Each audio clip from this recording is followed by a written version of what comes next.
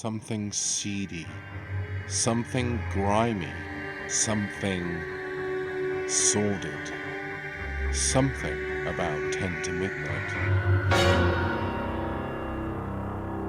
10 to Midnight was a film that I remember from a very young age. Probably not the average film that you would watch as an 8-year-old. The film brings back vivid memories of my father and myself down at the South Pacific video rental store.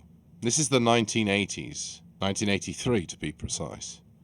There wasn't much choice in 1983 for videos. A lot of big film companies held off releasing their titles onto VHS cassette. Partly to do with they wanted to get their money's worth with the film in the cinema. They could make hardly any money on a video rental. Keeping bums on seats in cinema were the priority for the main film companies. So that meant a lot of smaller film companies popped up in the late 70s and the early 80s.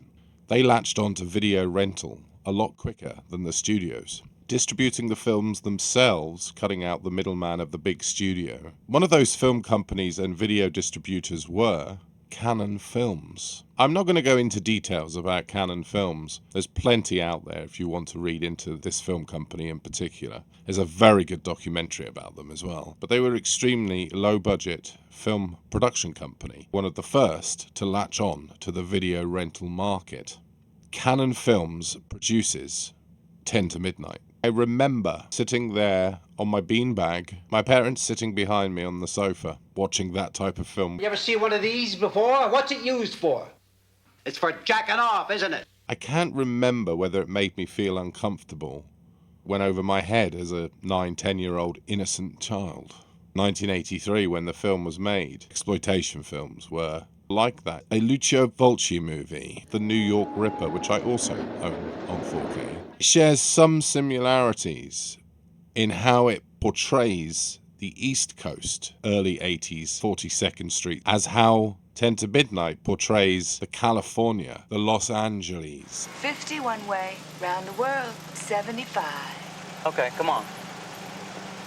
Watching those two films together, you'd probably want to shower or have a very long bath after watching those two films together. They do share a very similar theme, and that is sleaze. There's a very strange performance by the actor, Gene Davis. It's so off-kilter. I'd rather sit here.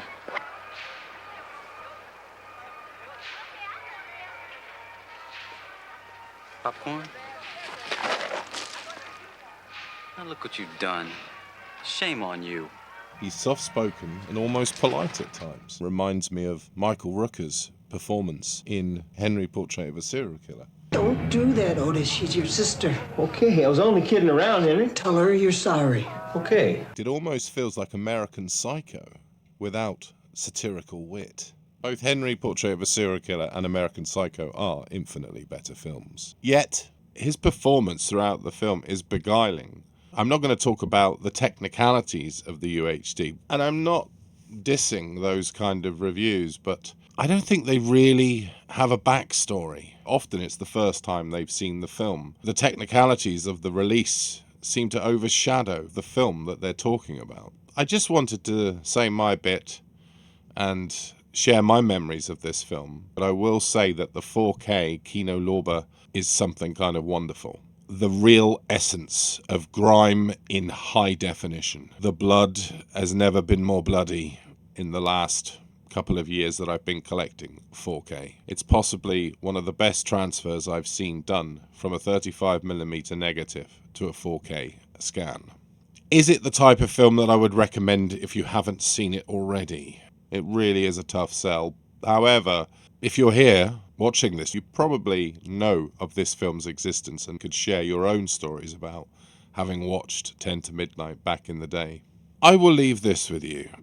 10 to Midnight is not a film for everybody. However, if you are into 1980s exploitation cinema and you haven't seen this film, I would highly recommend it.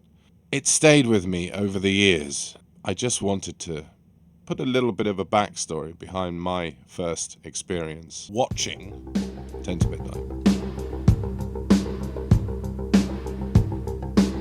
That's my penny's worth.